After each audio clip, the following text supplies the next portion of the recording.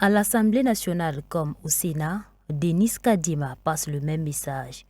Pour le président de la Commission électorale nationale indépendante, le temps presse et une étape clé doit être franchie rapidement. Par exemple, une proposition de loi qu'il faut analyser et discuter avec l'Assemblée nationale, tout en espérant que durant cette session du mois de mars, les discussions vont avoir lieu. Parce qu'on doit avancer jusqu'au point d'avoir les réformes, car pour lui, les réformes ont un impact sur les opérations. Et d'ici là, il faudra poser par exemple sur la table de discussion l'option d'une présidentielle à 1 ou 2 tours et trancher sur l'enrôlement des électeurs au moment du recensement de la population. Des propositions qui peuvent provoquer le report des élections présidentielles de 2023.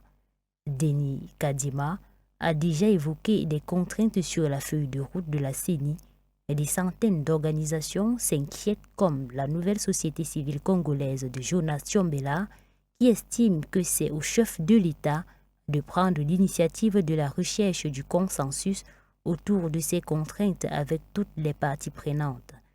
Elles appellent par la suite la population à plus de mobilisation pour que quand viendra le moment, la pression citoyenne au rendez-vous, l'on puisse obtenir les élections dans les délais constitutionnels.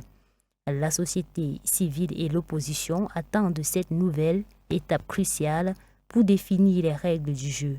Une opposition qui continue de contester l'équipe dirigeante de la CENI et qui estime que la Cour constitutionnelle est aux ordres du pouvoir.